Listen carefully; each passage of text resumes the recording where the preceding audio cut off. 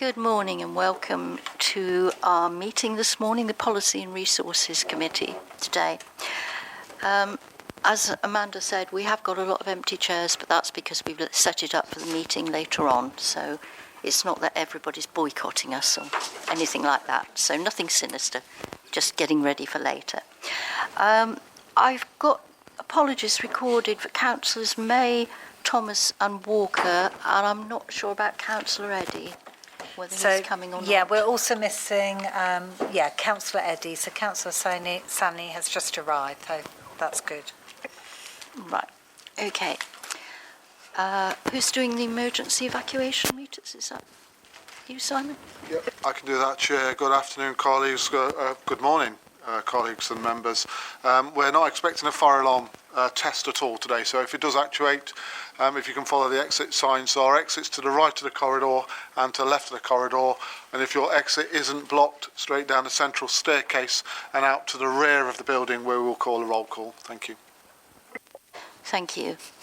I haven't been advised of any declarations of interest today, so no. Okay. Item 4 on the agenda is public access. We have one public access statement, and that's going to be read out by Matt Senior from the FBU. Can you project your voice, or do you need a microphone? That will be okay. Okay, thank you.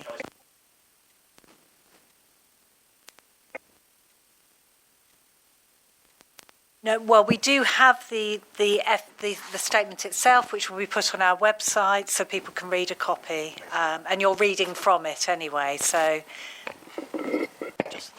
Yeah, fair enough. Thank you, colleagues, members, chair.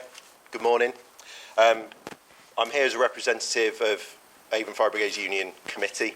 We're an elected group of representatives comprising of firefighters and managers from across the service.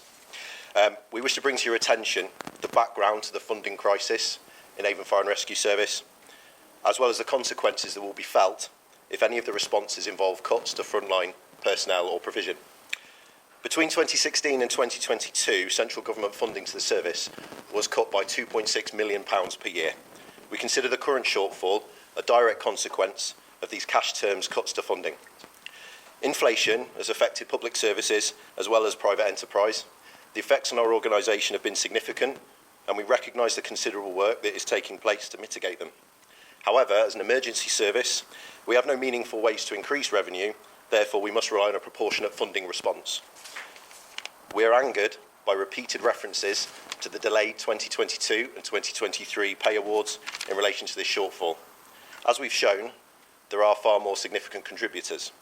In addition, this was the first significant pay rise for firefighters since the late 2000s. There have been 13 years of pay restraint in the sector, and in this time, suitable budgeting for future pay rises should have been conducted.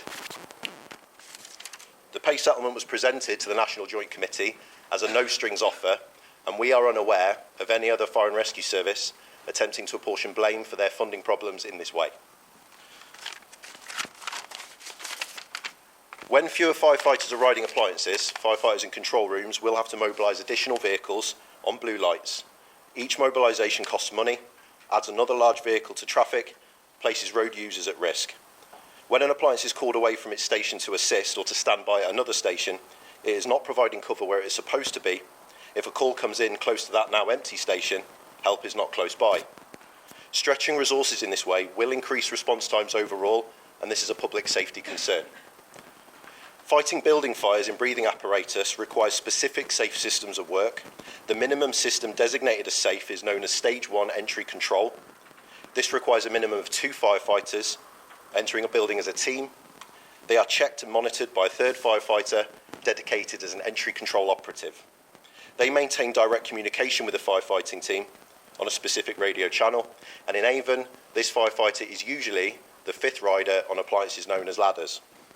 Removing this firefighter places officers under pressure to commit firefighters into buildings without safety monitoring, adopting what is termed rapid deployment. This is referred to in operational guidance as an interim measure, and in legacy guidance, the wording was even stronger. In short, it's for exceptional circumstances where it is believed life will be lost by waiting for resources. It is categorically not a safe system of work, and we will condemn any attempt to deliberately convince you that it is. Brighton recently lost a famous landmark, the Albion Hotel, to a fire caused by a cigarette. It's a Grade 2 listed building that was previously saved in 1998 by a fire caused by cooking fats. 160 firefighters attended that incident, but reports suggest that 12 to 15 appliances were all that could be spared this time. As an estimate, if you had 4 firefighters riding each of those appliances, you're looking at around 60 personnel. What is obvious is the outcome of reduced response capacity. If the service is unable to attack fires with the required volume of personnel, fire damage will increase, as will insurance claims, and when dealing with road collisions, roads will be shut for longer and the economy will be impacted. The continuous emphasis by services and their governing bodies across the country of planning for demand over risk can only be described as complacency. We receive fewer fire calls than in previous decades. However, recent trends indicate that fire services in England are attending more incidents than 8 years ago, and reducing cover to the low levels that we now have means that we are unable to resolve incidents as well as we used to. Buildings on fire are saved or lost in the initial stages. The same goes for victims of road traffic collisions. When incidents are of a large or serious nature, success requires personnel, as many as available, and sooner the better. Attendance times nationally might have been abolished in 2004, but they have always been sorely missed. Relying on falling demand to negate the impact of cuts is foolhardy. Fire deaths in the UK have risen for the last 2 consecutive years. They stood at 284 to the 12-month period ending June of this year, which is a 4.8 increase on the same period for the end of June 2022. This indicates that a 3rd consecutive increase nationally is sadly looking likely. On the evening of the 4th of December this year, Avon received a call to report of a tall building fire in the city. Soon after, a serious fire broke out in the Clifton Triangle area. As the first call was occupying local firefighting resources, the initial response to Clifton involved appliances as far away as Thornbury and Nailsea. It wasn't until the first tall building incident was resolved that appliances could be sent on to the now developing fire in Clifton. What must be considered is this. Had the tall building been a serious fire of the nature we have seen recently in Bristol, it is unlikely the service would have been able to fight both fires simultaneously without requesting assistance from neighbouring brigades. This is assistance that they will try to provide, but they are not obliged to give. As the population rises and emerging risks present themselves, there is no reason to expect that response demands will continue to fall. And if the National Joint Council one day agrees on a programme of broadening the firefighter role, how will this service cope if it's already cut beyond the bone? Re-establishing the frontline workforce will cost you far more than cutting it now will save. They say it's efficiencies, they say there's no alternative. We say a reduced workforce attracts less funding. Cuts are always self-defeating and they always result in the threat of yet more cuts in the future. We say frontline cuts are not a viable alternative and will make Avon Fire and Rescue Service unfit to face its future. Chief Fire Officer Simon Shilton understands the consequences. We believe his understanding is the same as ours, and he also tells us that the service cannot run in deficit. We must make the case to you today that in the interests of the lives and the livelihoods of your constituents, it may well have to. We are fully aware that central government policy is making scapegoats out of local authorities. Westminster's intention is to pressurise you into making cuts that they can shirk responsibility for. So we urge you, find the will to resist these attacks on community safety and defend our fire service. Our committee wishes to achieve a dialogue with the AFA to create a shared understanding of the real pressures and risks facing Avon Fire and Rescue. We stand by our previous words, these cuts are dangerous. Because they are dangerous, we will continue to act and continue to resist by all means necessary to ensure the long-term safety of Avon's firefighters as well as the public's. The public have endured the effects of cuts and austerity for so many years. They deserve a fire service that will be there in good time and in good numbers to rescue them on their worst day. Cuts jeopardise our ability to handle the usual, let alone the worst. So please make contact with us as soon as possible. Thank you. Thank you for that. And the Chief Fire Officer is going to respond. Yeah, thank you, Chair. I'd like to firstly acknowledge the public access statement from Matt and his FBU executive colleagues, but also to thank the FBU for their support during the trials of the scenario planning, which will be covered in paper 12 on the agenda.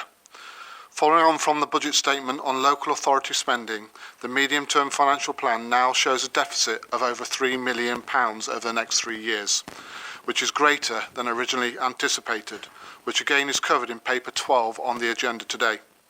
To ignore the deficit is not an option I have available to consider. I have a duty to present to you as the Fire Authority a balanced budget for you to comply with the authority's statutory duties. Any alternative options in finding such efficiencies are far worse and will have a significant impact on our attendance times and service delivery to our communities. The progress report requested by members demonstrates that our response times and service provision can still be met by not reducing the number of appliances or closing fire stations, and maintain a risk-based safe system of work aligned to our integrated risk management plan. Thank you. Thank you. And we'll now move on to item 5, which is Chair's business. I'd like to welcome you all to the last meeting this year of the Policy and Resources Committee. I confirm that this committee meeting is taking place at Severn Park, and we're recording the meeting for the public to view on the Fire Authority YouTube channel. So I'd now like to ask members to introduce themselves, and I think if we go round that way, I think you're the first one, Ron, please. I'm Ron Hardy. I'm Ron Hardy. I'm Councillor for South Gloucester for Emerson's Green. Councillor Philippa Hume, Horfield Ward in Bristol. Hi, Steve Smith for Westbury-on-Trim and Henleys Ward in Bristol City Council. Councillor Liz Brennan for French and Downend, South Gloucestershire. Councillor Ron Corseni from Baines, Combe Down. Good morning, I'm Robert Payne, Councillor for Weston-super-Mare Central, North Somerset Council. And I'm Councillor Brenda Massey, representing Southmead Ward. So can I now ask officers to introduce themselves? And I think we'll probably have to go around the same way. Thank you, Chair. Good afternoon, members, colleagues. Simon Shilton, your Chief Fire Officer. Good morning, I'm Angie Feeney, your Director of Corporate Services here at Avon Fire Rescue Service. Good morning, Steve Imrie, one of the Assistant Chiefs for the service.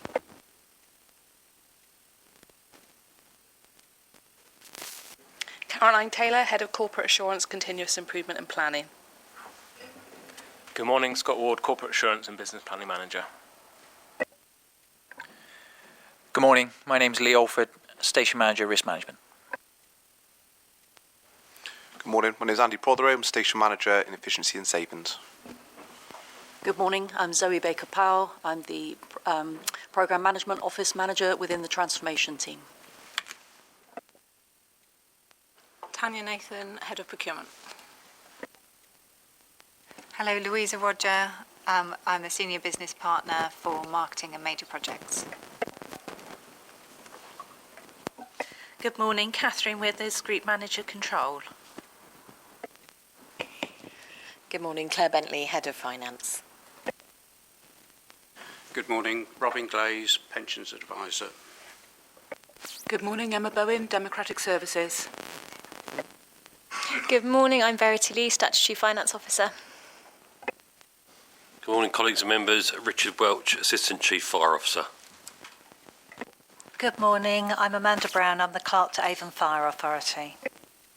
Thank you. I think that's everybody now. Can I just remind you to put your mobiles on silent, please, or vibrate or whatever. And also remind you to use your microphones when you're speaking, but please remember to turn them off afterwards. Thank you. Right, any voting that's required today would take place by asking you to have a show of hands in the order of any votes against, any abstentions, and any votes for. Now moving on to item 6 on the agenda, the minutes of the ordinary meeting of Policy and Resources Committee held on the 29th of September 2023. And I move those are a correct record. Does anybody want to second that? Thank you, Steve. And I'll sign the minutes after if they're approved. Any queries from anybody? No? Great. Thank you. Everyone in favour? Yep. Yeah. Everyone in favour? Yeah. Thank you. Great. Right. The next one's item 7, and that's the People Services Strategy from the 1st of April 2024 to the 31st of March 2025, which sounds a long time away, but it isn't really, is it? It's getting horribly close at the moment. And I think, Richard, you're going to present this paper with Louisa Roger? Thank you. I am. Thank you, Chair. Morning, members and colleagues. I'm delighted to present to you today the People Services Strategy, 1st of April 24 to the 31st of March 25. The strategy it's a new strategy for the introduction of the newly formed People Services Department, and this consists of our Learning and Development Department, Diversity, Inclusion, Cohesion and Equality Department, Human Resources and Health and Safety, with significant support from Resource Planning Unit and Corporate Communications and Service Transformation teams. The purpose of combining these teams into this department is to bring the departments that deal with our people under one umbrella to facilitate a more collaborative working approach. It is a new way of working. The strategy is only for 12 months because this will give us time to embed a new system of working, to allow the team or the department to develop into the areas we need to. The idea is to prevent silo working and allow more resilience within those teams, so that we can start cross-matching. The idea being that for our staff and our personnel, anything they need to know around their training, their health and safety, the equalities, anything that they need to know about their employment is within one department, and will help us to develop that department to better support our personnel. The appendix, which is part of the strategy, you'll see is a very it's a simplified graphic, really, but I think it speaks volumes of where we intend to develop the areas of the strategy and the department. I don't intend to go through the strategy page by page, but happy between myself or Louisa to take any questions on it. But for the purpose of this paper, the authorities are to consider the strategy and approve its publication. Happy to take any questions around the strategy we have. Thank you, Richard. Any questions on this? Steve? Yeah, thanks, Richard. I get this is a one-year strategy to get things going. Alongside this, we're also developing the new service plan. Will the action plan and the strategy that sits in here at the moment, become part of that wider service plan in the long run? Yeah, I mean, the structure around the sort of 4 major pillars, which is around insight, collaborative working, great people and innovation, is going to be continuing on in future years. And yeah, it's absolutely, we worked closely with when we were building the service plan, so the objectives in there, although they're carrying on for further years, there's a lot of overlap there that hopefully you'll be able to see when it comes to the service plan. The objectives and the key results have been written in line with the current service plan, 4-year service plan. Any other questions? No? Okay, thank you very much for that. And the next one... Sorry. Oh, yes. Yes, so can we recommend that for approval? Can I see those? The recommendation is to consider the strategy and approve its publication. Do you want to move that, Brenda? Yes, please. I'll move that. I'll have a seconder. Thank you, Philippa. And can I see those in favour? Right. Anybody abstaining? No. Anyone against? No. Thank you very much. Thank you. That's that one.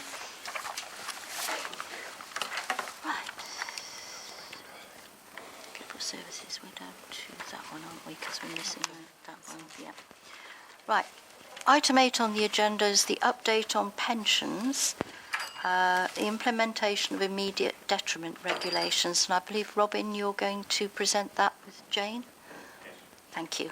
Jane's not here yet. Good morning. This is a summary of the current position of pensions administration and the implementation of rectification following the MacLeod and Sargent legal cases, as well as the Matthews second option, which is also going ahead with effect from the 1st of October 2023. The Matthews case, we've identified everybody who is in scope and they've been written to, which relates to on-call firefighters between certain dates in 2000 and 2006, and they've all had notes that they can contact us as soon as possible. The calculator to prepare their figures is not available until January, and as we have 3 months to give information to them, we're hoping that we can delay anything coming through until just after Christmas.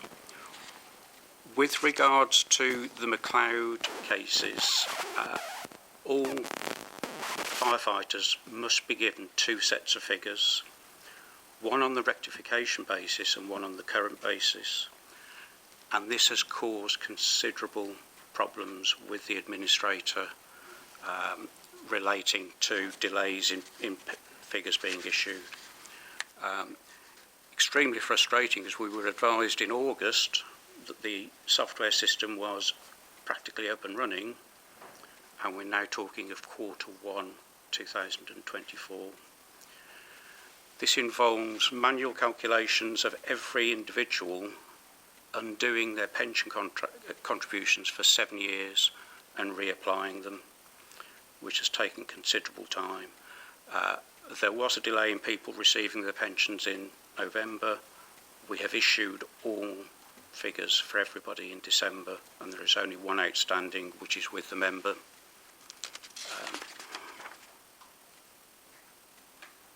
We have written to everybody who's affected, but unfortunately we've also been reliant on Bristol City Council as our payroll provider and Baines as our outgoing administrator to provide the information. But we have got everything out for everybody retiring in December. There are no retirements expected in January, so we're clear until we get the new administrator in February. Any questions? So, members, just to add to Robin's presentation of paper, you recall that the authority decided to pause on processing immediate detriment cases until legislation was passed in October, in the hope that everything would be in place to progress and process all of those necessary applications under the legal rulings. We also, though, carried on during that period of time any case-by-case assessments for those that were facing financial hardship, so that we could process some of those immediate detriment cases. Unfortunately, as Robin has identified there, whilst legislation was passed on the 1st of October of this year, as we were led to believe an electronic calculation system will be provided to services to enable us to process immediate detriments. That sadly has not been the case, and as Robin has described there, that causes some compression in relation to those individual calculations, with a number of stakeholders that need to be involved to get all of that data, so that accurate calculations for the pension scheme members to receive the benefits that they opt for. They have 2 options: either to receive their benefits up until April 31st of March 2022 in their legacy schemes, or receive their pension benefits from 2015 with the 2015 scheme. So they have a couple of options to determine, and that takes a lot of manual calculations in the absence of the electronic system to enable us to do that, to enable those pension members to receive the exact figures, so they can make a more informed decision around which one that most suits their particular personal circumstances. So it has been a particular challenge. You'll see in the paper that there is in appendices there are a copy of letters that we've written to scheme members to give them an update, and also those certainly more recently that have been announced their retirement, and those calculations have been a little bit more complex as well. We hope, and we have I've given indication that the electronic software will be available in the first quarter of next year. And we hope that is the case. It is also further complexity in the changeover of pension administrators and the process taken to prepare for that in readiness from our current pension administrator to our new pension administrator from April of next year. So thank you, members. Just any questions? Philippa. Just two questions. Thank you for all your hard work on this. It sounds really difficult. Just first question, I'm not quite clear about when it's likely that the situation will be resolved. I guess you probably don't know that. And second question, can you just confirm that there is no one in sort of financial hardship because of all of this? Thank you. Yes, legally we have to have this completed by March 2025. And as far as we're aware, nobody is in financial hardship. All payments will be made imminently for the people who retired in November, and we've dealt with December on time. Thank you. Just following up on that, I know there were a group of members who had previously retired over the last couple of years that they're still waiting for the benefits to catch up with them. What's the timescale for them? So this is everyone's then getting what they should be getting.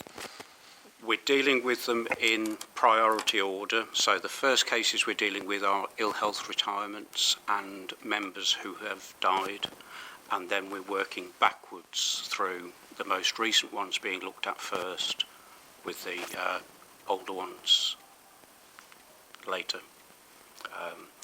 As quickly as we can get the system running, we will sort through them as soon as we can. In essence, Councillor, there is an 18-month window from the point at which legislation was passed on the 1st of October to rectifying everybody's choice of pension benefits.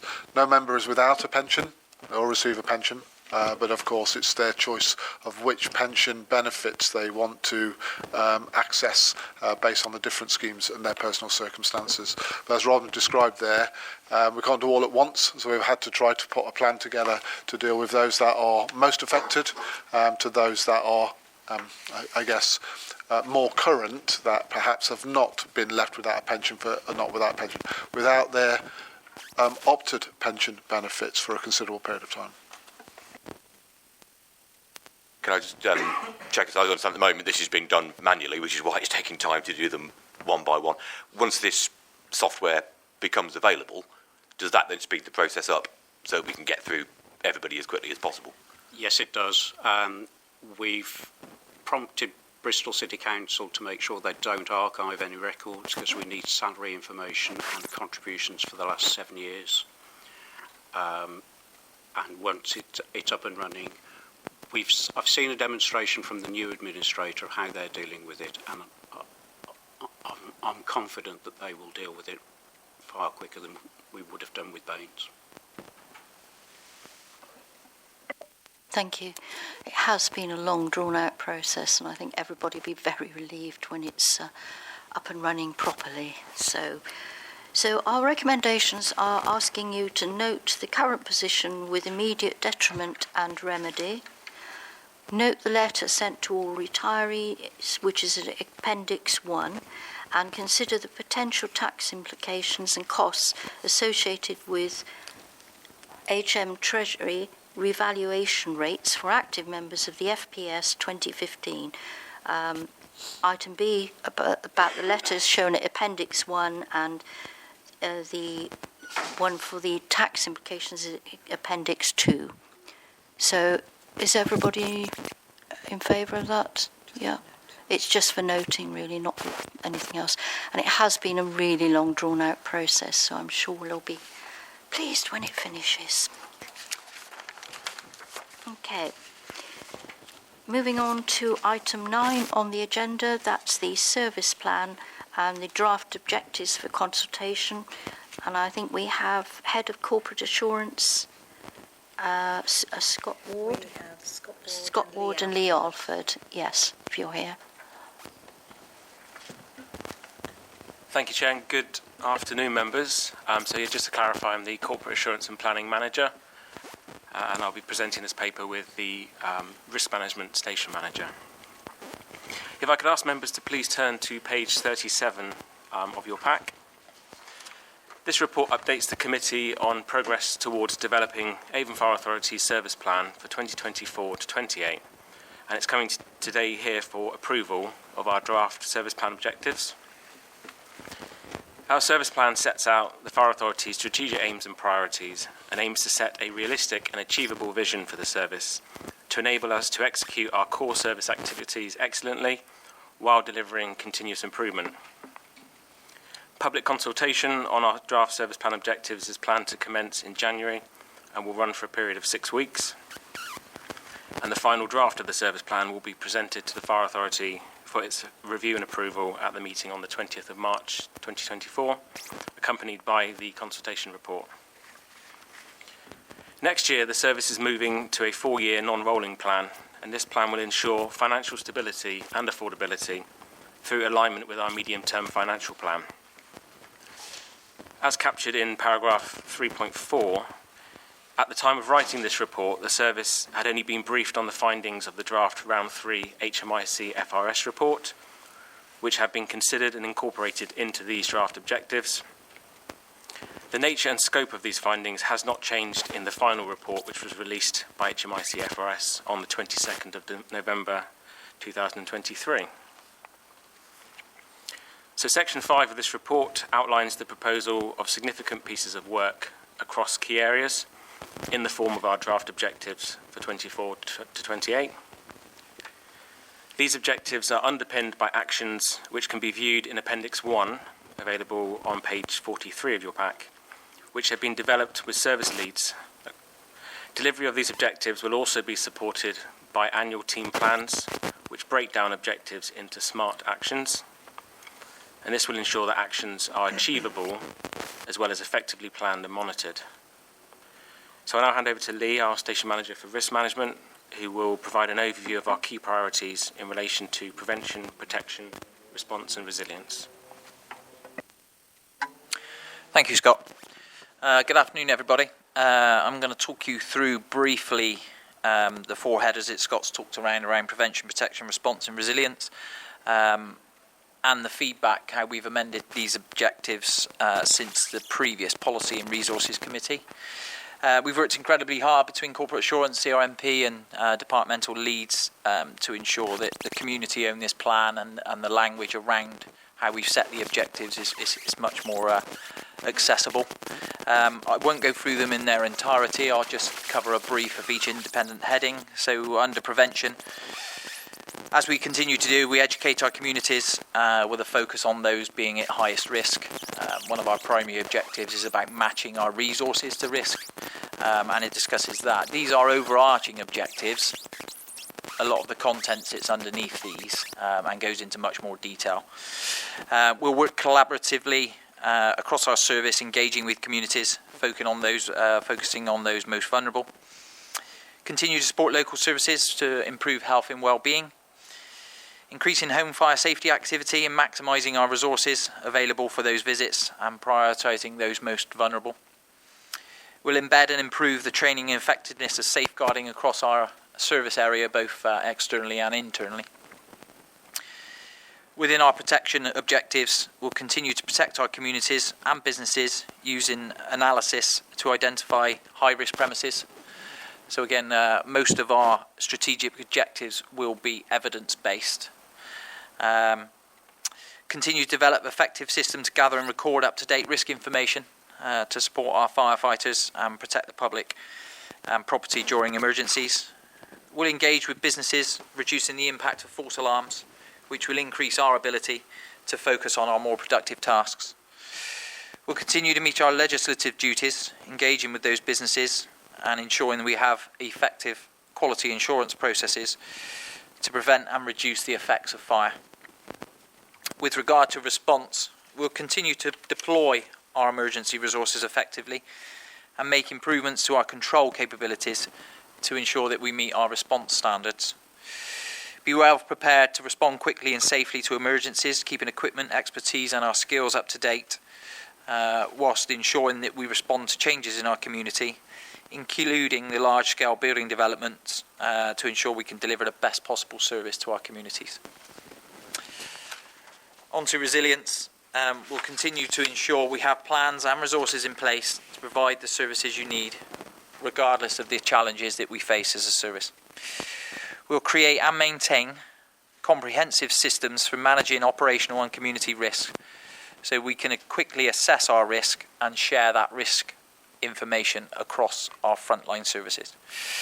We'll continue to ensure that our staff are trained in line with national operational guidance and best practice, using the Fire Standards Board to deliver the best possible service to our communities. I'll hand back over to Scott now, who will talk about how we will improve our service and invest in our staff at those strategic level objectives. Thank you. Thank you, Lee. So our areas of focus under improving our service will ensure that the service is prioritising and accelerating recommendations from HMIC FRS and also meeting national standards. We will make the most of the resources available to us in a way which is financially sustainable and affordable, and we will demonstrate our commitment to our staff and communities by ensuring that culture and core values align with the NFCC Core Code of Ethics. And finally, on investing in our staff, the service is committed to supporting staff through training and development opportunities while ensuring we have the capacity and the capability in key areas to meet our strategic objectives. And this is alongside our ongoing priority to keep our staff safe, which is achieved through a high level of health and safety compliance. Finally, on to our consultation strategy, which is shared with you in Appendix 2. This outlines how we're going to effectively engage with staff, the local community, partners and other stakeholders throughout the consultation process. As well as providing opportunities for input and feedback, we want to engage an increasing percentage of the population with our service plan, both in its development and through its delivery. So please can we ask members, when the consultation survey is shared with you, to share this locally as much as you can to help increase local engagement.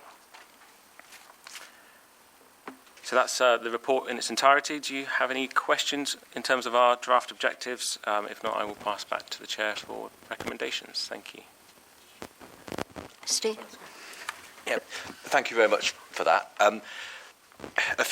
One general question, first of all, is we're obviously meeting as Fire Authority this afternoon to look at the HMI report, and there's action plans being developed at the moment, I believe, to respond to that.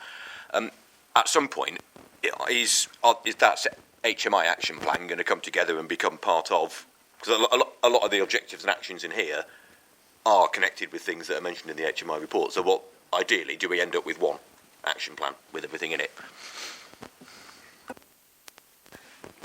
Thanks, Steve. So long term, that will be the anticipation. At the moment, there's an increased focus and there's going to be an increased governance arrangements on a number of our improvement streams, including the HMI action plan. Due to the timescales, we're looking to accelerate those areas of improvement. We've worked very hard to get the alignment, as you've identified. There's a number of priorities and actions that do overlap, and we've made sure we've got that alignment, because we don't want to be creating alternative actions. Going forward, as the HMI action plan progresses, we will look for that become part of the service plan when we get to a point where we're happy with the governance arrangements and the progress we've made. So yes. Yeah, we've introduced a continuous improvement framework, so that's where will be the overarching, management oversight infrastructure that is necessary to track progress. So they'll all sit under one umbrella in relation to the actions that we'll present later on with the HMIC report, but also our corporate plan. The corporate plan being over a 4-year period. You can see, as you said in the Council, that we have tried to align some of the objectives. The HMIC FRS action plan is around focusing on prevention, protection and response, and building a strong service, which is in essence is what our service plan is also around as well. So there is some correlation between the two, and we're in the process of bringing them all under one roof for, scrutiny for delivery. Thank you. It's exactly that. That's my concern, is for our role in terms of holding the service to account, but also for the public to be able to see what's going on. What we don't want is half a dozen different plans in different places. It's having it together. Absolutely, very, very conscious of that, because that gets quite, disjointed if that is the case. Yeah. Any more questions? Yeah. Carry on. Yeah. I thought there was someone in there. Right, I just got a couple of points on some of the specific objectives as well, and this, is just my view. I'm not suggesting this has to change because of my view. The one that jumped out at me, and I'm trying to find it at the moment, was something about improving the health and well-being of communities, and there were half a dozen actions under it. When I read that, it just jumped out at me because I wasn't sure that improving health and well-being is a key objective for a fire and rescue service. That's, there are other services that do that. All the actions that sit under it look perfectly reasonable, but they would all fit just as well into other objectives in the plan. So that was just I'm not expecting you to address that and change that right now. That was just my view, and as I picked up on it. Sorry, can I just respond to that, Steve, if that's okay? So that's aligned to the National Fire Chiefs Council's strategy as well under prevention, and how health inequalities are directly correlated and linked to vulnerabilities and those that are vulnerable from fire. So it's not that we'll do another agency's work for them, but we can certainly work with other agencies, and our contribution to try and either signpost or support services that our communities may well need in an effort to reduce their vulnerability from fire. Makes sense, thank you. And the only other one I picked up on, under improving our service, number 2, action 4, talks about acquiring this place. And I know we discussed this at a previous fire authority. I think we agreed that was the preferred option, but it's all subject to business case and further investigation. We haven't actually, I don't think, agreed that it is happening. No, we haven't made the final decision. That work and that project work is ongoing, and that will be brought back to the Fire Authority at an appropriate time, but really is around continuing to explore the feasibility of adopting this as our standalone building for ourselves. Yeah. Okay. In a minute, Philippa, I had Councillor Saney. Thank you, Chair. I just got a question about what we're doing in terms of a better engagement for effective consultation. Obviously, the lack of engagement could be a big hurdle. So what practical steps we are taking in terms of effective engagement? Thank you.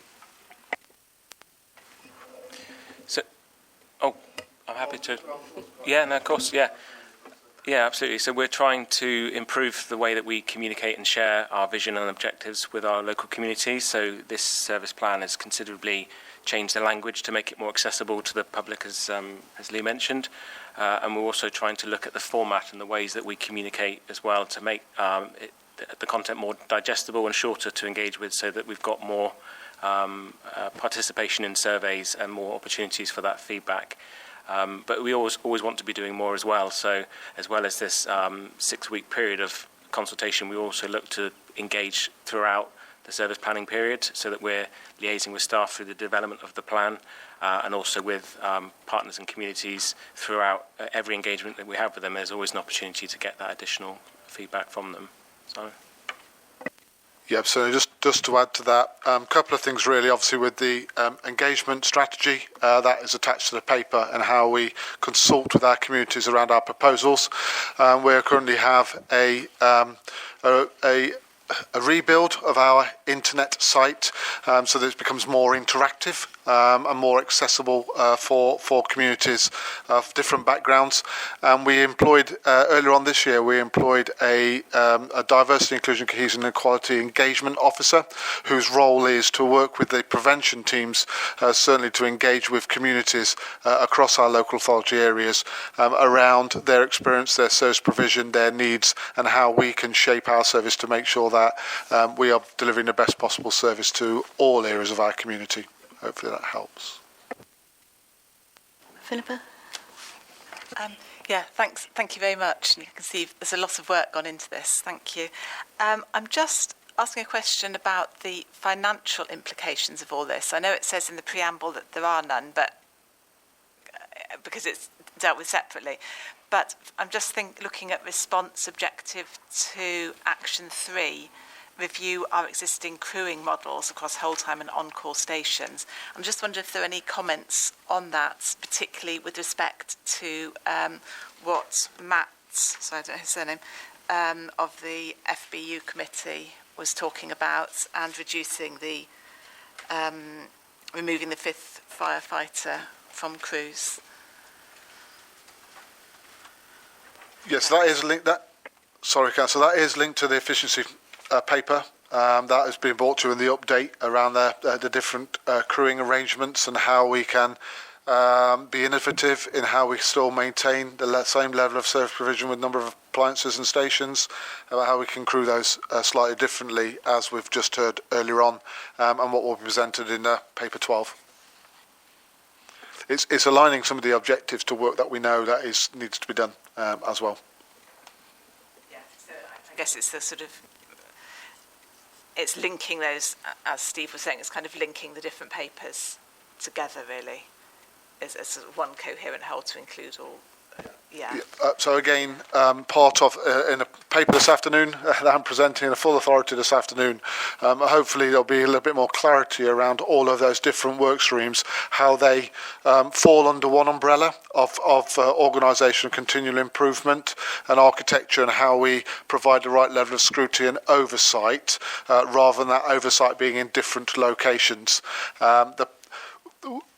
The plan itself, the objectives in the plan of trying to pull together all of the different work streams with improvements identified by the HMIC FRS, the cause of concern, and of course complying with our statutory duties as well. So trying to bring it all into one umbrella from that point, and also the scrutiny around delivery of that. Hopefully the paper that will be presented this afternoon will provide you with a little bit more clarity and hopefully answer that question. Thanks, that's really helpful, and I can see how incredibly complex and challenging all of this is, so thank you. Any more questions? Nope. In that case, the recommendations are that the Policy and Resources Committee is asked to approve the draft service plan 2024 to 2028, objectives and actions in Appendix 1 for public consultation, and to note the consultation strategy in Appendix 2. So, can I see anybody against? I'm proposing. Oh, sorry. I'm proposing. Can I have a seconder, please? Yeah, thank you. Okay. And votes in favour? I was doing it the other way round. Sorry. Can I see anybody against? Any abstentions? And those in favour? Thank you. Right, that's carried. Okay. Moving on to item 10. And this is the capital programme update. And Verity and Claire are going to present this. Thank you. Thank you, Chair. Yes, so this is paper number 10 at page 61 of your packs. This paper is to provide you with an update on the capital programme. So it shows the year-to-date spend to the 31st of October 2023, so for the first 7 months of the financial year. And then it gives a view of where we expect the full year outturn to end up as well. This paper is just for noting. And by way of background, so the capital programme for the 2023-24 financial year is approved at around 6.3 million. We have made an adjustment since the capital programme was last presented to this committee, where we've pulled forward 350k into the fleet category from a later year. So that takes the current year capital programme to just under 6.7 million, which can be seen in Appendix 1. Appendix 2 shows the full year, the full 3-year capital programme, and just demonstrates that pull forward has had a net nil impact on the overall programme. So we're still looking at a programme of just under 12.5 million for the current 3-year period. If I can take you to section 5 of the paper, just to kind of bring out some of the key highlights of items of spend so far year to date. So premises is one of the larger areas of spend within the capital programme. Year to date, we've spent around 1.4 million. The majority of this spend, so just over £1 million of it, relates to the Bedminster project, and then there's some smaller works going on as well in the premises maintenance programme. Within fleet, we have now got an allocation of 1.8 million for the year. So this is where we've seen the 350k pull forward. So we've spent just over 1.7 million of that 1.8, and the view is that we will spend the full balance by the end of the year. That pull forward has been around reprofiling of spend in relation to things like the replacement of the Pioneer boat and some additional equipment on the appliances. The majority of that 1.7 million spend is planned payments on Type B appliances, which was reported at the previous meeting as well. In terms of other areas of spend, there's been a little spend of around 26k on operational equipment. There's a 100k allocation for the current year programme in that area, and we are expecting to spend that full balance. There's no spend year to date against transformation, but we have got an expectation. We've ordered, and we are committed to spending 187,000 for the purchase of the rear mobile data terminals. And then moving on to IT, we've spent 172k on IT projects. IT is one of the only areas of the capital programme we don't usually carry forward any underspend. That usually is kind of not moved. So the other areas where it's usually a reprofiling of spend and timing, IT is the one where if we do, at the moment we're forecasting an underspend of around 130k. If that is how it ends for the full year, that won't be carried forward into the future programme. And control, we've got a spend of 180k at the moment relating to radio replacements. The control budget at the moment is showing an underspend of 270k. There are a number of projects within control. That will be around reprofiling as well. It's not that the money won't be spent. And there's a paper obviously coming later on today around mobilisation, some capital investment there as well. In terms of future years, so paragraphs 5.5 to 5.7 was just to put a little bit of context around what the capital programme might look like going forward. So we're currently in the process of reviewing the capital programme and what that might look like for presentation in February. We, as I've said before, at the moment, the current capital programme is just under 12.5 million for that 3-year period. When we come to look at that in February, the likelihood is that the capital programme is going to look slightly higher because there are a number of significant capital projects that aren't included in the current programme. For example, station developments at Bath and Weston, and also the consideration of this mobilisation update, which the current control capital allocation for the 3-year period isn't sufficient to cover that. So the impact of all of that is going to be increased prudential borrowing to fund it. We can see, if I can draw your attention to Appendix 2, the current capital programme assumes that prudential borrowing is going to be required for 24-25, only around 57k, and the majority of that in 25-26. That will be revised as we revise the capital programme and the profiling of that. But just to draw your attention to that, there's likely to be increased requirement for capital borrowing and prudential borrowing to fund the programme, and how that will impact our revenue budgets. There'll be increased costs associated with servicing that debt, both from an interest point of view and also providing for the capital as part of the minimum revenue provision on an annual basis to make sure that we've got the capital available to repay the loan at the end of the term. And I think that was all I wanted to kind of bring out on that paper, and I'm happy to take any questions. Thank you. Any, Steve? Yeah, in terms of the bits mentioned at the end that aren't currently in here but will be, control, I understand that that's capital project. Bath and Weston, I'm not quite clear why, if they weren't already in the programme, have we now made a decision that we are going to do that? I don't remember seeing anything about that. No, I don't think the decision's been made. I think it's projects that are still being considered, but there's a chance they will be included in there. So they're part of that review process at the moment, and I think it's not a definite, but there's significant investments that could be part of that programme going forwards. Andrew? Yeah, they are part of our estate strategy at the moment around looking at options around kind of Bath and Weston. They are stations that are in the worst kind of state and also kind of cost us quite a lot in terms of maintenance. What's previously been included in the budget is all of the design work and the analysis of that, so that's been in our budget. But yes, a decision on what to do with Bath, what to do with Weston, the timescales of that will be coming back to the of course the borrowing implications of that and revenue. We'll talk a bit more about the timetabling for that in February when we receive the information on the new term. Thank you. Yes, we have been talking about those for quite a long time, haven't we? Any other questions, Robert? Yeah, thank you. I was just wondering about the underspend on the ICT.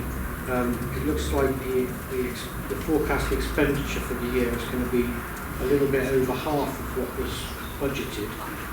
Can you tell me, was the budget wrong in the first place, or have we failed to make the investment that we should be making? So what we do in terms of the IT allocation is we put in, this year the decision was made to make that 300,000 because we know we've had some increased demand for IT replacement. And it's not that we haven't then spent that money, it's just what we do is we allocate it as it's spent. So there may be some additional spend in the year, but that's the maximum that we can afford to invest through the capital programme. But it's not the same as the other budgets. So the other budgets are set based on the actual projects in place. But with IT, it's quite difficult to actually decide at the point of the capital programme what the spend will be over those 3 years. So what we do is we allocate an amount each year that can be spent, and then that's why we don't carry it over into future years. So it's slightly different from the other budgets in that there are definite things in there. It's more that we know we need to invest in IT, so we want to make sure there's an adequate allocation to be able to do that as and when we need to.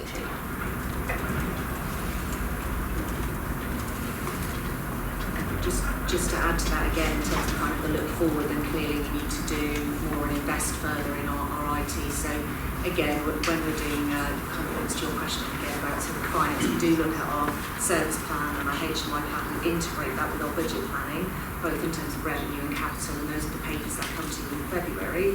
And as part of that, we will be talking about the reprofiling around ICT spend kind of going forward in both kind of capital primarily, also in revenue as well. So this is more of our kind of steady state one, which is a provision for hardware and things like that that need to be replaced. Obviously, we're going to need bigger investment kind of going forward. Okay, any more questions? No. Okay, so the report is for voting. The 2023-24 current capital spend position and to review issues within the updates provided to gain assurance on the 3-year approved capital programme. So we don't need to vote on that. Sorry? Your microphone. What? Can you hear me now? Sorry, I'm so focused on not having it on so it interferes with the others. I forgot it wasn't there. I will shout a bit louder next time. Right. Sorry, I've lost my place now. I think we're on to item 11. That's right. And Claire, I think you're presenting that. And Verity. Right, okay. All Verity. Thank you, Chair. So yes, it's paper number 11 on page 69 of your bundles.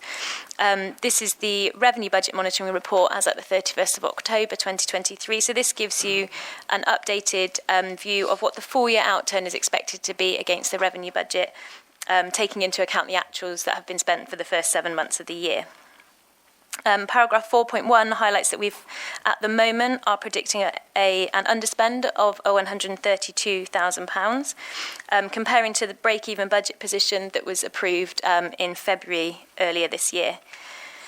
There are 2 appendices to this report. Appendix 1 is a high-level summary of the revenue budget. That's on page 73, and then Appendix 2 is a little bit more detail on the top-level lines that we have within Appendix 1. Just moving on to section 5, so just to highlight some of the key variances we're showing in this report. So in terms of income, we're showing an overall over-recovery of around £1 million in income. The income from the unitary authorities is in line with original budget, so that's our precept income. We've got a significant upside against the business rate. It's against central government, and it's relating to the business rate relief grant. So we have an adjustment that comes in relating to prior years, and we don't know that at the time that the budget is set, so that's why it's a variance. And they make adjustments for things like inflation and demographical changes, and we've just been fortunate that we've had 542k upside there. There's an additional investment income for the year we're predicting 275k for the whole year. We previously reported in the September meeting a similar variance against the investment income, where we've seen increased interest rates for this year.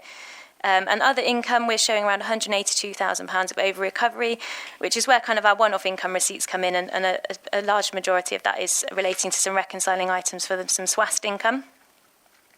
We're in a fortunate position that we've got the 1 million of over recovery on income at the moment, so that we can help to mitigate some of the overspends we're seeing in expenditure. So if I move on to employee costs at paragraph 5.4, the employee costs that you can see in this report now reflect both the Grey Book Pay Award, which was previously agreed and reflected, and the Green Book Pay Award, which has been more recently agreed and has been paid in November. We previously reported that we had provisioned a 5% pay award for the Green Book, and that we had some contingency in the budget if that wasn't sufficient. The good news is that that was sufficient, and we haven't had to use the contingency to fund that Green Book Pay Award, so we still have £391,000 of contingency within the revenue budget, which can be seen in Appendix 2 in Section 5 at the bottom. The current view is that we're reporting that that's going to be spent in full, just to kind of be prudent, really, and allow for the fact that we're not counting that as an underspend at the moment, because it could be that something else comes up this year that we need to use that for.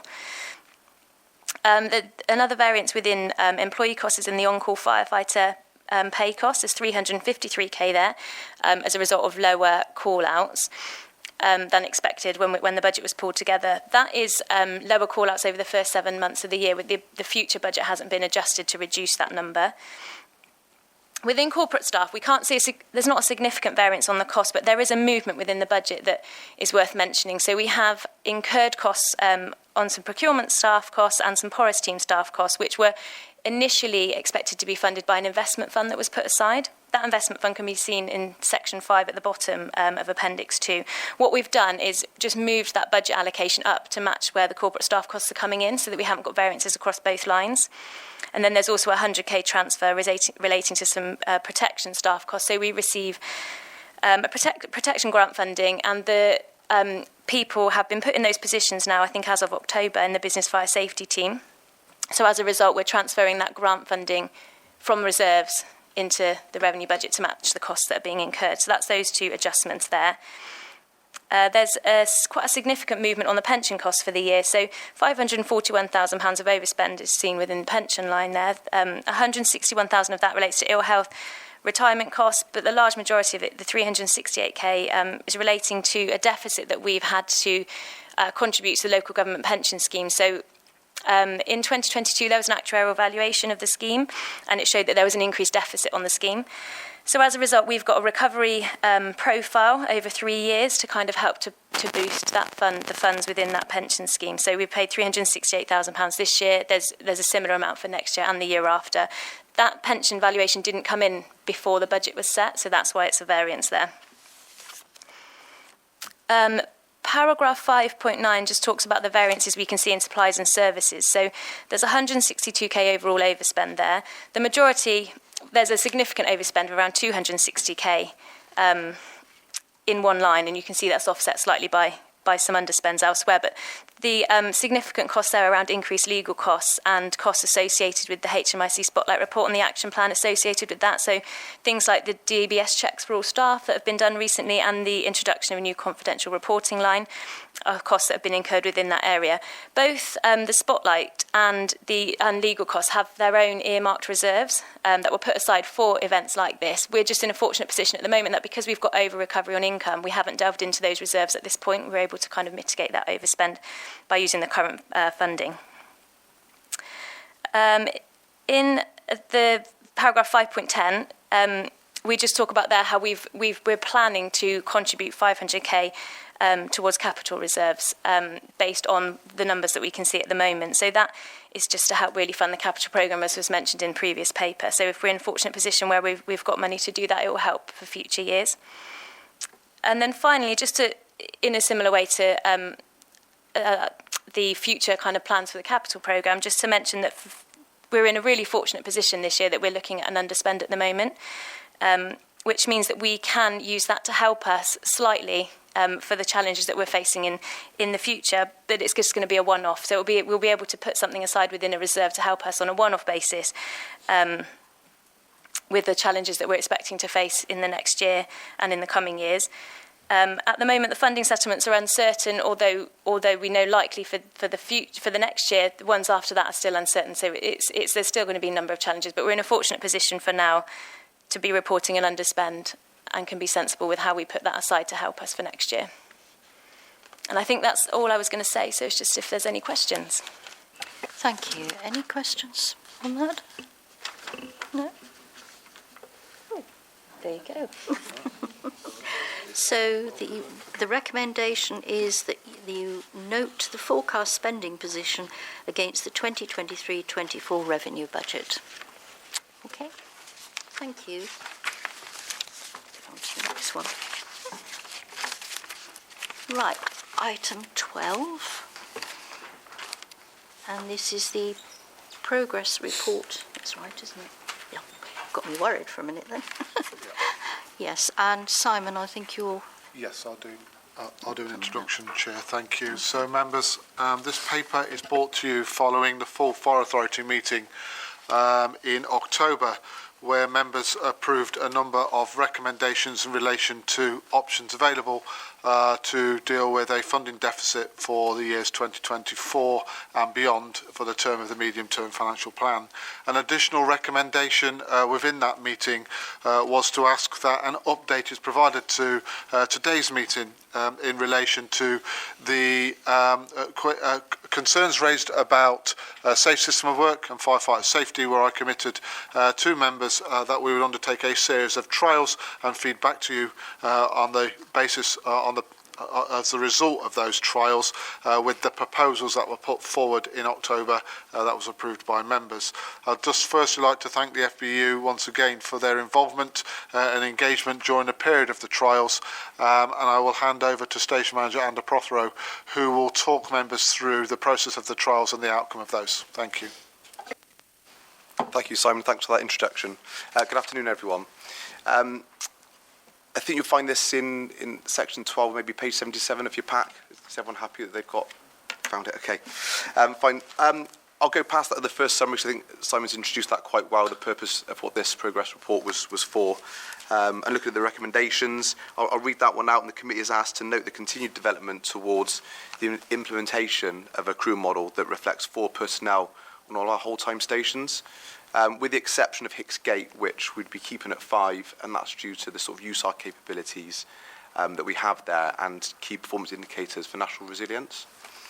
Moving through to page 2, as Simon said, so the background to some of this paper, you'll see that we note that we've run some trials and some scenarios at Hicks Gate, which I'll talk a bit more about in section 5 of this report. And we had some sort of key stakeholders involved, especially at the first one to those. So we had the Fire Brigades Union, we had members from our Incident Command team, and operational crews taking part in them. And we had everyone from firefighters all the way up to area managers involved in those trials. Like I said, I'll talk a bit more in depth in section 5. And you'll see as well, if you've got Appendix 1, after this report in your pack, you'll see another report labelled a BROS report, Brigade Response Option System. That goes into more detail of actually what those trials look like and what the data collection looked like putting that together. This report also looks at an updated financial implications that we've got. So if we go into section 4, I won't read through every part of this, but I'll just give you the sort of the key points that I think are worth noting. So paragraph 4.1 and 4.2 talk about the original picture we had for the medium-term financial plan, where we identified that we had 1.9 million budget shortfall over that 3-year period. Alongside that, there was also 600,000 looking to generate into our revenue budget, which was towards our estate strategy and capital borrowing. So that brought us to that 2.5 million, which back in October when we presented the budget shortfall options paper, that's the amount that we were looking at when we were coming up with these options. Then if you go to the next page, you'll see that there's a table which is identified in paragraph 4.4, and this is an update and an indicative financial position with some updated assumptions, such as sort of current inflation rates, and this paints a slightly different picture. So if I just, instead of reading through the whole thing, if I just bring you down to the bottom part of that table, the revised efficiency savings, you'll see the bottom right, we've got 3.159 million, and that doesn't include that 600,000. So at this point in time, with the updated assumptions that we have, we're looking at actually 3.7 million and not 2.5. Although I'll open myself up to some questions after this, I think I'll bring Verity in if there's any sort of in-depth questions on the finance part of it. So coming into section 5, you'll see that, again, so this will make note of that BROS report, your appendix 1 of your pack, to do with item 12. And so the first main part of this, after October, we went away and we started to look at running some of these trials using this brigade response option system, which is a government-led system that was put in place for this very purpose. It's a system that the FBU are advocates of, and other services have used it for really similar projects across the country. So we put that into play with the scenarios at Hicksgate, like I said, using operational crews, and that was mainly to give you the overview of the context. That was to give us like a template of looking at, for example, a domestic fire, persons reported, detached house. What does it look like, the time analysis of crews turning up there? And we were comparing having 4 personnel arriving initially and then 5 personnel. And it was important to get that template, because what we were then, this has really been data-led, this, of us doing it. We did a lot of data collection of attendance times of second appliances, for example, to see at what point during the initial stages of an incident, so of that information gathering, of setting up those safe systems of work, so the fireground setup, for example, at what point does our second appliance normally get there? And you'll see that in that BROS report, it goes into much more depth and detail on some of those attendance times. And you'll see that, so paragraph 5.5 and 5.6 sort of covered that, and that's the key area of definitely for that report, of looking at what does the local data, what does it look like on an incident ground if we do have that 4 personnel as opposed to 5 personnel arriving. And the conclusion from those trials, and with being data-led, the data supports that right on 4 fire personnel on appliances, we can still achieve safe systems of work within Avon Fire and Rescue with our normal average response times of our appliances. I don't think I'll go through risks and the policy implications. I think those two speak for themselves. So I think I'll just open that up for questions if you have any. Okay, any questions? Steve? Thanks for that, Andy. Can I just clarify the exercises that you've done to create the BROS templates that are in there? Is that a desktop exercise, or have you actually physically done it at No, so we did it? physical. So at Hicksgate Fire Station, and hopefully in the report you'll understand that. So we've got a training building there, so we set a scenario, and it was the same scenario each time. The broad overview, it was a fire, persons reported, so a life-critical incident, whether it was a fire on the first floor, so what a sort of an average normal emergency critical incident that we would attend, and what does the average response to that look like from our crews. And so going into detail of it, like I said, we compared having 5 personnel arrive and 4 personnel on that initial attendance, and then used our average response time of our second appliance to come in there. So we physically ran that, and that gave us that data to create that template that you'll see of however long it took for the incident commander to do his information gathering, to fire gun to set up, for the briefing and so on. What we then did with that, and you'll see we were able to do, is we could adjust, this is now desktop exercise, we can adjust the timing of that second appliance using the data that we got from our performance improvement team to see, is there a point with our average response time to our second appliance where there'd be a detrimental effect to our safe systems of work. So, for example, not having enough staff in those initial stages. And from the data that we've got, there isn't, on the average timings, there isn't a point that we would be putting our staff in that danger. Okay. So the one particular concern that was raised earlier by Matt at the FBU was about sending BA teams into buildings without having the control officer, is that the right term? Yeah. Which wouldn't be, that's an emergency process, not a safe system of work. Is there any circumstance where having 4 people instead of 5 on an appliance means that crews would need to do that? I suppose so. I suppose we've been in a position for my whole career where that could have happened, because on our pumping appliances or our second appliance and multi-pumps, they've always ridden with 4 personnel. So having that system's been in place for my 17 years, rapid deployment, and it's been termed as exceptional circumstances. Another lots of criteria put in there to ensure that risk assessments are put in place for that risk versus benefit, that is it appropriate to be used? And it would be if you were at an incident with not enough personnel, so let's say 4, to have that 5th person, is there some life-saving actions that we could do, for example, a snatch rescue from within inside the property to bring that, to save life, basically. Although it's been opened up a bit more in policy and following national guidance, where we can now actually use it maybe to prevent escalation. Again, I'll give an example, to take a chip pan out of a kitchen to stop a house burning down with not having more than 4 personnel on scene. So I think that it could happen, but again, if you look at some of our response times, average response times of our second appliance or our whole time stations, it's of 2 minutes is our average response time for a second appliance to be in attendance, where we would then have at least 8 personnel. Just to follow up on that, there'd be no circumstance where we'd ask a firefighter to step out of current policy and procedure. That hasn't available to them to make sure that their safety is not compromised. So just what Andy's describing there is a policy, agreed policy and procedure should we have persons reported where a crew of 4, as an example, are first on scene. So we can deploy the resources to respond to that incident to save life. So that's what Andy's describing there. What we won't have a scenario is where we are expecting our firefighters to step out of a current policy or procedure that has not been agreed as part of these proposals. Okay, thanks. So I get the emergency procedure is part of current procedures, but I think what we're saying, if I've understood it rightly, is that does happen now, but it could happen more often if we're riding 4 instead of 5. Have I got that right? In terms of the application of that policy? Yeah. I'm not sure of the data of whether it happens more now. And it's obviously only time will tell whether that will be the case going forward, but it's still one of our policies and our options should the circumstances meet the criteria of the policy to adopt that system of work. Yeah, so sounds a bit complicated. So if we had a crew of 4, as an example, that was first in attendance as opposed to a crew of 5. If there was a rescue that needed to be carried out, as confirmed persons reported, we have a policy and an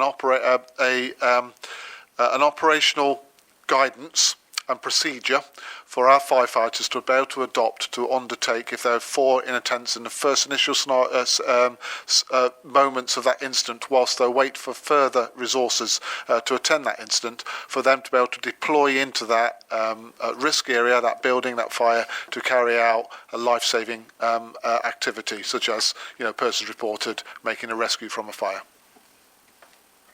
Okay, that makes sense.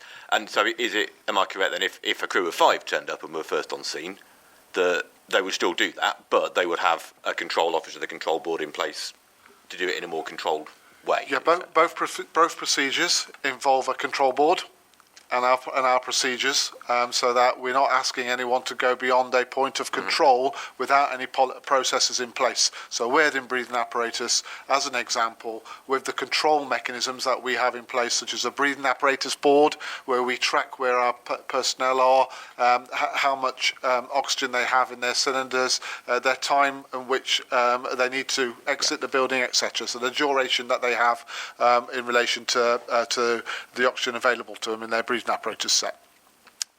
So both procedures are the same. You can do one under circumstances with less personnel than either 4 or the 5. So we won't. I guess what I'm saying is the requirement of 5 and 4 is we won't be withdrawing any of those procedures that ensure that our firefighters are safe. Okay. Hopefully that helps. Yeah, I can demonstrate it in practice. Hard to verbalise. Yeah, sure. Thanks. Okay, Philippa then come down, and then... Thank you very much, thank you. Just 2 questions, just exploring this a little bit further. The first question is, so does an increasing use of 4 as opposed to 5 increase the likelihood of a less effective response? So that's question 1. Well, maybe answer that first, and then I've got a second question that's a bit different. So if I bring Andy in, because the trials will help to evidence his findings of that. I will ask my second question at the same time. So my understanding, but I might have got this wrong, is that there was one trial with one set of data collected. Is that correct? With like 5 people? Yes, no, so we ran 4 different scenarios with different crews each time. And some of those were looking at what is the difference between having 5 and 4, if we look at 5 in the initial and 4 in the second appliance, and then having 4 in attendance and 4. And you'll see in there to note that if we're talking about the point of which breathing apparatus enter a building, I think that's the sort of key point here of what we're talking about, that safe system work beforehand. There was less than 75-second difference between having 4 riders initially and 5 riders with the full safe system outside set up. And what I mean by that is all of the hoses we'd expect, hydrants set in, so no sort of corners cut, all of the safety, and an entry control operative as well was in place at those trials. So just coming back to your first part of your question, effective response, was it? Could you just repeat that? Yeah. So if an increasing use of 4 firefighters as opposed to 5, does that increase the likelihood of a less effective, safe response in terms of safety of fire crew and of the people in danger from the fire? Well, I think as an effective response, by the fact that this option isn't reducing how many appliances that we've got or how many stations that we've got, I think that puts us a massive way towards still having an effective response. Our response times aren't changed.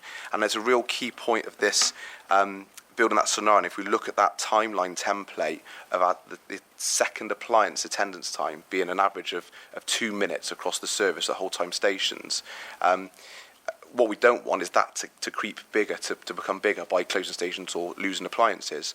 So coming back to maybe to give a bit more context behind, would we be putting our firefighters in position of using rapid deployment or those exceptional circumstances? When you look at the timeline of setting our safe systems in place, there's a set time of approximately 5 minutes where all of the setup needs to happen, the information gathering, the briefing of crews, the setup at the fire ground, where on our average data of our second appliance, we're there within 2 minutes to back them up. So we would always have more than 4 people there within 2 minutes on our average times. Does that make sense? So it'd be quite unlikely within 2 minutes of an attendance of 4 personnel to be in a position to deploy BA. It'd be difficult to get everything set up before that. Does that make sense? Yes. Does that answer your question, hopefully? Yes. Okay. Okay, yeah, thanks. I'm just interested in whether your unions have been involved and or consulted during all of the trials, because obviously they have their concerns and they're verbalising those concerns quite a lot in the public. That's the first part of the question. The second part is, and I'm not a fireman, so if it's okay to run with 4, which you clearly are running with, why isn't this the norm? Why do we have 5 as the norm instead of 4? And just a little bit more, Simon.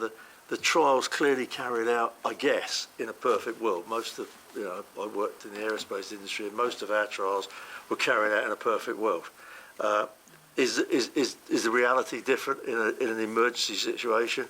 You know, when it's pitch black and snowing or whatever, does the reality change?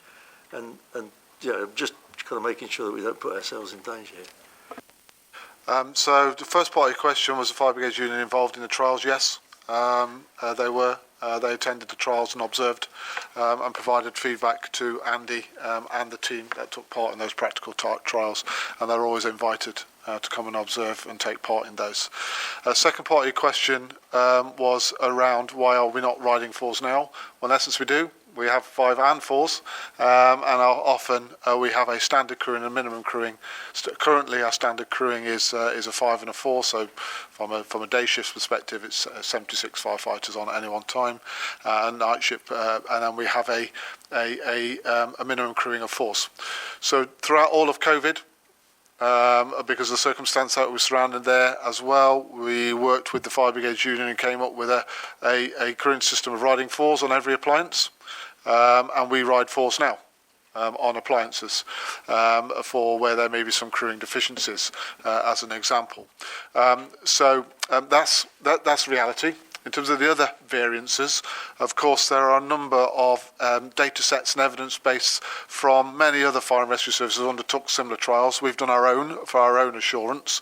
It's very difficult to predict every variance, of course, and of course there will always be circumstances you can't anticipate or plan for. I think what we normally do is we talk of what is the most likely scenario, and are our policies and procedures still appropriate and being able to apply, which is the same with any incident. Even now, you know, our operational commanders are trained to be able to undertake dynamic risk assessment, and they, within a framework of what is an operating framework and guidance, in operational guidance notes, is they will make a determination and decision on how they deploy their resources and deal with that incident based on what they're faced with. It's hard to predict a range of different variances.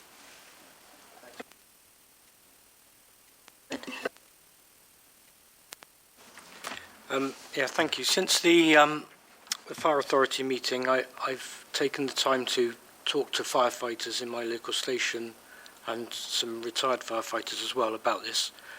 And I don't think we can underestimate the strength of feeling amongst firefighters on this issue. And there's a real feeling that this will adversely affect the ability to deal with incidents when firefighters arrive at them. If the ability to deal with an incident is impaired, then the response time is quite irrelevant, really. It's more about that ability.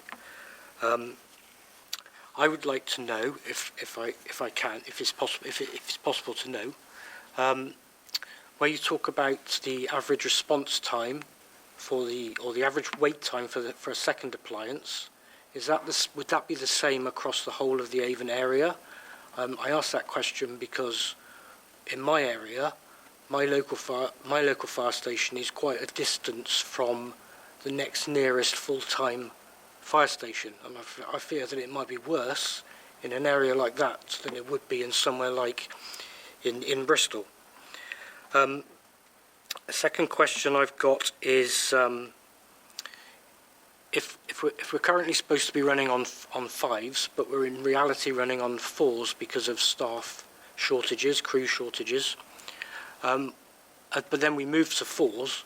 If we then still have crew shortages, we then won't be able to run the appliance at all. Is that correct? Would that be the case? And my final point is, I would like to be convinced that this move is indeed less of a harm to the response that we can give to incidents than the alternatives which were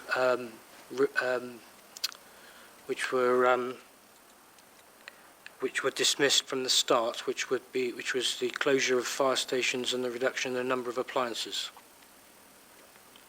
Thank you. Thank you. Thanks for your questions. So because of the locations of our appliances and the different positions of our fire stations, which are aligned to our risk profile, so within our service plan you will see our risk profile and where we place our resources. So we do take an average attendance time for the first appliance and attendance of 8 minutes, and we also take an average attendance times of the second appliance on the basis of the different variances. So that could either be less or it can either be slightly greater depending on the location of the incident and the available resource. So that's why we utilise the average time itself. Riding fours is not new to the sector. We are not carving new ground here. It is adopted in other areas of the country, and that that's why we've undertaken the trials. And it is the least worst scenario as opposed to closing a fire station or taking an appliance away. If I was to recommend to the authority that we close a fire station or take an appliance away, that will have an impact on our attendance times, and that will increase the average response time for the second appliance by the pure fact we have less vehicles and we have less fire stations.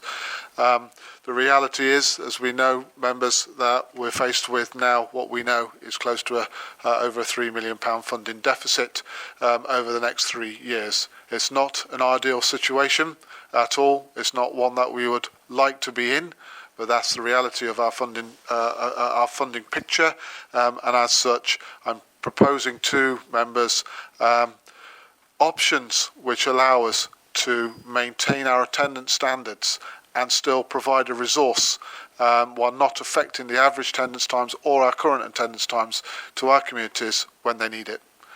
And the operating principles within which and how we crew our appliances are part of those trials and part of a range of evidence and data that we have captured, not just within our own service, but many other services as well. It's a very difficult choice. It's a choice that we wouldn't, like I say, wouldn't want to be in. But it's a reality that we have to face, unfortunately.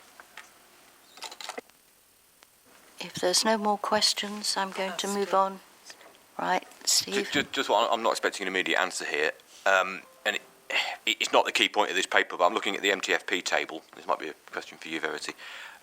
It might be my dodgy maths, but the numbers in the columns, the pound note values, don't seem to match the percentages on all of the assumptions about inflation and revenue. I think it might be because we had underlying assumptions on inflation in the medium-term financial plan, and this is a differential between the two. So, for example, on non-pay, we'd assumed 3%. What I've done in this paper is assumed that it was 3% across all the years. This paper is saying actually inflation's quite high at the moment. Maybe 6% is more realistic for next year, dropping to 4, dropping to 2. So it's how that. It's that. So that might be why it's not easy to see it from there. So in that case, I'd expect the 24-25 number to be bigger than the 25-26 number, and it's not. But it's cumulative. In which case, the 26-27 number should still go up. But that one's a reduction versus the initial medium-term financial plan. Okay, fine, thank you. We can go through it more, but I think it's because of that. Yeah, that's fine. Thanks.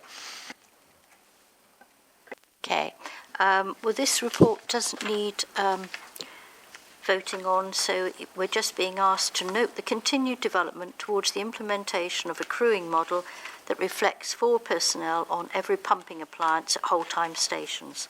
Crewing will be maintained on 5 at Hicks Gate, where we have key performance indicators for national resilience. And we move on to item 13, the transformation programme update. Not sure who's presenting that. That's Zoe, our Chair. Right. Thank you. Sorry. Excuse me. Good afternoon, members and colleagues. I'm representing the Head of Transformation, Ian Potter, today, who was unfortunately unable to attend. This paper is just for noting, and I would like to give you a brief update on how we're performing against our plan. The programme budget is on track, and we don't anticipate any overspends. As detailed in Appendix 1, we currently have 75% of the work packages that are on track to be completed by the 31st of March in 2024. Some of the work you may notice in the appendix is on hold, and that is because some of the work packages need to wait because there are other dependencies that we're waiting for to complete until we can start that work. And there are others that are on hold because there are more pressing priorities at this time. But we still anticipate that the entire programme will be delivered within the March 2025 date, which is when the programme is due to complete. So I'll just give you a brief update on our 4 key priorities. The first one is our Firewatch IT system, which we've had for many years. We've been using it for our HR resource planning and training records. Now, prior to transformation starting, the system was in dire need of upgrading. So in order for us to maximise the use of the latest technology, we needed to do this in stages. So that's why it feels that it's taken some time to do. So this involved us moving to a version called 7.7, which we did back in February. And then there was a significant amount of work that was needed to be done to prepare us to move to the cloud, which we did in September successfully. With us being in the cloud now, this enables further system updates to be done in a much more cheaper and efficient way, as we won't need to involve our IT provider, Aura. Being in the cloud also enables us to move to the latest version, which is 7.8, which will enable us to start moving towards using a mobile app, which we hope to bring in from May next year. This will enable our on-call colleagues to book on and off, which is replacing a system at the moment which is no longer supported. So again, we're aiming to bring that in from May next year. They'll be able to book on and off using their mobile phones, and we'll be able to track their response in a much more effective way than we currently do. All staff will be able to use the app to book their leave, and operational colleagues will be able to proactively track their competencies, so they'll understand when they need to be refreshed. There are other options for improvements that we'll be considering next year, the most significant of which is a mobilisation app, which will provide a connection between Firewatch and our mobilisation system.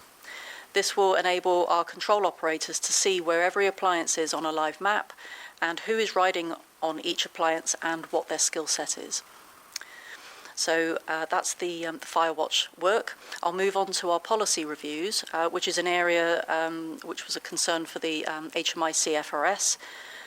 So over the last couple of months, significant progress has been made in bringing our service policies into date. We have had a 92% decrease in the number of out-of-date policies within the last 2 months. That's because they've either gone through a restructure or had a factual review, with a one-year review whilst the rest of the work continues. It might also be that some of them have been removed from the library because they're actually procedures rather than policy. Some of the policies have been amalgamated into one, and we did start with 80 and we're currently down to 57. Ultimately, we're aiming to go down to 38 policies. So not only does that make a big difference to the amount of policies we have, the review requirement will be half the time of what it currently is, which should make it a much more manageable piece of work for our policy owners. We've recently launched a new policy hub, which has improved both access and accessibility for our service users to access our service policies. As with many of our transformation work streams, we are moving away from PDF documents and using Microsoft SharePoint, which looks and feels very much like a website. It provides an up-to-date and accessible policies and has a fantastic search mechanism where you can search for keywords. So if you don't know the name of the policy that you're looking for, you can simply type in a few words that you think will probably be in the policy, and it will list all the policies that you need. So it's a vast improvement to what we currently have. The other benefit of using SharePoint is that it will inform policy owners when their policies are due to be refreshed. So that will help them plan ahead going forward to make sure that we keep all our policies in date. And I'm pleased to say that we only have 5 policies that aren't in date, and there are good reasons for that, because a significant amount of work needs to be done before we can refresh those policies. But I can assure you that those are in the advanced stage of draft, so the vast majority of the content work has been done. So we anticipate those policies will be brought into date within the next few months. We've had very positive feedback from our staff, and our analytics tell us that the Policy Hub is being accessed and used very often. So this is an incredible amount of work and effort that's been done by our transformation policy team and the policy owners, and they should be commended for reprioritising their work to get this done at such short notice. This does address one of the findings of the HMIC FRS report, so hopefully that moves us ahead with that area of concern. Moving on to the review of our flexi duty system officer. So this is the system that our flexi officers use to respond to incidents. So we've had one-to-one meetings with all of our flexi duty officers and the service leadership board to listen to the key issues that the service has, but also what those individual members of staff have. So we put all of that information into a report, and we presented a set of proposals which was including a new roster designed to address those issues to our service leadership board. So the next step is to share those proposals with our flexi duty officers and the Fire Brigade Union to seek their feedback, and then a final set of proposals will be taken forward for implementation at our earliest opportunity. And then our final piece of work that we're focusing on is around smart tablets. So again, this is linked to one of the accelerated causes of concern, where our digital capability will provide us with a content management system for the site-specific risk information. Again, we'll be using SharePoint for this. And the system can be accessed via a number of mechanisms and will be available through the new rear-mounted mobile data terminals in the fire appliances. These devices are in the process of being purchased and will be deployed early in the new year. So training for crews has already commenced on the site-specific risk information system, and this work has been done at pace following this accelerated cause of concern. So hopefully that's given you a little bit more information on top of the report that you've received, and I'm happy to take any questions. Thank you for that. Any questions? No. It's very comprehensive, so I think that's why you haven't got any questions. You've answered all the queries, which is great. Thank you very much. So the recommendation is that the Policy and Resources Committee is asked to note the report, scrutinise its contents and make any recommendations or suggestions it sees fit. So thank you for that. And we move on to item 14. I'm not quite sure. I think it's just that, yes. Tanya's here too. Right. Yes. Hello. Couldn't see her. Yeah, nice, short and sweet as always. This one. So as required through our governance process, I'm bringing the procurement pipeline of anything that might cost us over 250,000 to this board, just so you've got an overview and you can see what's coming your way.